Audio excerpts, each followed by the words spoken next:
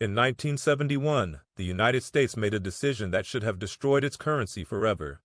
It broke its promise to the world.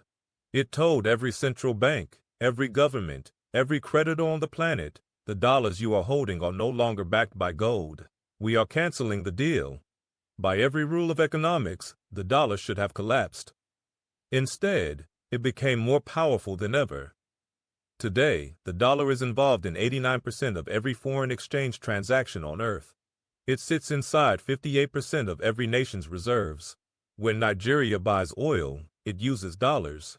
When Vietnam exports shoes to Germany, the invoice is written in dollars. When Argentina defaults on its debt, that debt is in dollars. A currency that belongs to one nation has become the operating system of the entire planet. How did this happen? Why does it continue? And what happens to the world if it stops? Here is what most people miss about the dollar. They think it rules the world because America is powerful. That is backwards. America is powerful, in part, because the dollar rules the world. This is the feedback loop that almost no one fully understands, and the cost of not understanding it is enormous. If you are a student in Lagos, every time your government needs to buy fuel or medicine or machinery from abroad, it must first acquire dollars. That demand for dollars puts pressure on the naira. That pressure creates inflation. That inflation eats your wages. The dollar, sitting thousands of miles away in Washington, is already inside your economy, whether Nigeria invited it or not. If you are a business owner in Vietnam, the loan you took to expand your factory is probably denominated in dollars. If the dollar strengthens, because the US Federal Reserve raised interest rates, your debt just became more expensive. Overnight, you did not change anything. You did not make a single mistake. A decision made in Washington made your business harder to run. And if you are an investor anywhere in the world, the dollar is the benchmark. Everything else is measured against. Gold, oil, copper, wheat, all priced in dollars. The dollar does not just measure the world economy, it is the world economy. So the question is not just an academic one. The question is, how did one country's currency get this much power? What keeps it there? And if it loses that power, what replaces it? Who wins? Who loses? This video will answer all three questions from the ground up. To understand why the dollar rules the world, you first need to understand what a reserve currency actually is, and why any currency becomes one. Think of the global economy like an enormous marketplace. Buyers and sellers from 195 countries, speaking different languages, using different currencies, all trying to trade with each other. The problem is obvious. If a Brazilian coffee exporter wants to sell to a South Korean electronics company, which currency do they use? Reais? One? Neither party wants to hold the other's currency. So the world settled on a shared language of money. One currency, liquid enough, stable enough, and trusted enough that almost everyone accepts it. That is a reserve currency. Throughout history, every era has had one. The Spanish peso dominated global trade in the 16th century. The Dutch guilder in the 17th. The British pound sterling held the position for most of the 18th and 19th centuries, the era when Britain commanded the world's most powerful navy and the world's largest trading empire. Then, World War II happened. By 1944, Europe lay in ruins. Britain, France, Germany, their economies were shattered. The United States, protected by two oceans, emerged from the war not just intact, but dominant. It produced nearly 50% of the entire world's industrial output. It held the majority of the world's gold reserves. It was the only major economy that could offer the world what it desperately needed: stability. In July 1944, representatives from 44 nations gathered in a small hotel in Bretton Woods, New Hampshire. Their mission: to rebuild the international monetary system from scratch and make sure the economic chaos of the 1930s never happened again. The deal they reached was elegant and logical. All currencies in the world would be pegged to the US dollar, and the dollar alone would be pegged to gold at a fixed rate of $35 per ounce.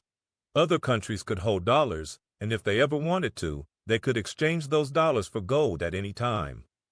The dollar was, literally, as good as gold. And in that moment, America gained what French Finance Minister Valéry Giscard d'Estaing would later call the exorbitant privilege. Here is what that privilege actually means. Every other country in the world must earn foreign currency to buy things from abroad. They must export goods, attract investment, or borrow to get the currency they need. America simply printed the currency the whole world needed. The economist Barry Eichengreen put it perfectly. It costs the US Bureau of Engraving and Printing just a few cents to print a $100 bill, but the rest of the world had to produce $100 of real goods and services to obtain one. That asymmetry, that extraordinary structural advantage, that is the foundation of everything that follows. Now let's build the machine, step by step. How does dollar dominance actually work in practice? Bretton Woods creates the foundation. The dollar is pegged to gold. Every other currency is pegged to the dollar. The world has a stable, predictable monetary system. Global trade expands, economies rebuild, and because every central bank needs to hold dollars to maintain their currency peg, demand for dollars is structurally built into the system. The dollar is not just useful, it is required. By the late 1960s, cracks appear. The U.S. is spending heavily. The Vietnam War, the Great Society welfare programs. It is printing more dollars than its gold reserves can actually back. France, led by Charles de Gaulle, grows suspicious. De Gaulle begins converting France's dollar reserves back into gold, demanding physical gold from Fort Knox. Other countries follow. The U.S. gold reserves start draining. By the summer of 1971, the situation is untenable. On August 15th, President Nixon appears on national television and does the unthinkable. He closes the gold window. Dollars can no longer be converted to gold. The Bretton Woods system is finished. By every conventional logic, this should have been the moment the dollar lost its reserve status. It wasn't. 3 years later, in 1974, the U.S. strikes a deal with Saudi Arabia. America will provide military protection and security guarantees. In exchange, Saudi Arabia will price all of its oil exports exclusively in U.S. dollars and recycle the surplus revenues back into U.S. Treasury bonds. The deal is then extended across the entire OPEC cartel. The effect is transformative. Oil is the most essential commodity in the world. Every country needs it, and now, every country needs dollars to buy it. Overnight, the dollar has a new anchor. Not gold, black gold. Once the dollar became the dominant currency in oil trade, it made sense to price other commodities in dollars too. Copper, wheat, iron ore, cotton, and once commodities were priced in dollars, it made sense for international trade contracts to be written in dollars. And once trade contracts were in dollars, it made sense for banks to lend in dollars. And once banks lent in dollars, it made sense for countries to hold dollar reserves. Each step made the next step more logical. Economists call this a network externality. The more people use a currency, the more valuable it becomes to use it, because your trading partners already use it. Switching away from the dollar is not just inconvenient. It is expensive. You lose access to the world's deepest, most liquid financial markets. When a government or central bank wants to save money safely, where does it go? It buys US Treasury bonds. Why? Because the US Treasury market is the largest, most liquid financial market in history. Over $28 trillion in outstanding debt. You can buy or sell in any amount at any time in almost any market condition. No other market comes close. And this creates the final, self-reinforcing loop. Dollar demand drives countries to hold dollars. Countries invest those dollars in U.S. Treasuries, which allows the U.S. to borrow cheaply, which lets the U.S. finance its deficits without crisis, which keeps the dollar strong, which keeps dollar demand high. The machine feeds itself. Here is where it gets truly interesting, because dollar dominance does not feel the same everywhere on the planet. For America, the exorbitant privilege is real and measurable. The U.S. can run a permanent trade deficit, importing far more than it exports, without the usual consequence of a weakening currency, because global demand for dollars absorbs the surplus. The U.S. Treasury can borrow at lower interest rates than almost any other nation because the entire world wants its bonds. The U.S. can impose economic sanctions that cripple entire economies, freezing Russian assets, cutting Iran off from the global banking system, because the dollar is the infrastructure of global finance. When you control the plumbing, you control the water. But there is a paradox hiding inside this privilege, known as the Triffin dilemma. To supply the world with the reserve currency, the U.S. must run persistent deficits and export dollars. But those very deficits, eventually, undermine confidence in the currency. The privilege contains the seed of its own erosion. China is the world's largest exporter. It is the biggest trading partner for more countries than any other nation on earth. And yet, the Chinese renminbi accounts for just 2% of global reserves. 2%. Why? Because reserve currency status is not just about economic size. It requires open capital markets, where foreign investors can freely move money in and out. China maintains strict capital controls. It requires deep, liquid financial markets that foreigners can freely access. It requires rule of law, the belief that a government will not arbitrarily seize assets. China's political structure makes that a permanent source of uncertainty. China knows this. Its strategy is incremental. The Belt and Road Initiative builds trade networks that settle in renminbi. The mBridge platform, a digital currency settlement system, processed over $55 billion in transactions by 2025. China signs currency swap agreements with dozens of central banks. It pressures Saudi Arabia and other oil exporters to accept yuan for some oil sales. The progress is real, but it is measured in decades, not years. Nigeria is Africa's largest economy, one of the world's top oil producers. It sits on vast reserves of crude oil. And yet, Nigeria's economy is perpetually vulnerable. Because it earns dollars from oil, but must spend naira domestically, and must hold dollars to pay for everything it imports. When the U.S. Federal Reserve raised interest rates aggressively, as it did in 2022 and 2023, global capital flowed out of emerging markets and into dollar assets. The naira weakened, import costs rose, inflation spiked. Nigeria's central bank had to spend its dollar reserves to defend the exchange rate, depleting the very buffer it needs for a crisis. Nigeria has no monetary independence. Its economy breathes on the rhythm of decisions made in Washington. In 2024, Nigeria began pushing to settle some of its oil trades in naira, a move toward the same monetary autonomy that China has been pursuing for years. It is a small step, but it signals something important. A growing awareness across the developing world that dollar dependency is not a neutral technical arrangement. It is a system, with winners and losers, and the frontier markets are paying a structural tax they never agreed to. Now, here is the insight that almost no mainstream commentary delivers, the one that will change how you see the entire global economic order. The dollar's dominance is not primarily about American economic strength. It is about the absence of a credible alternative.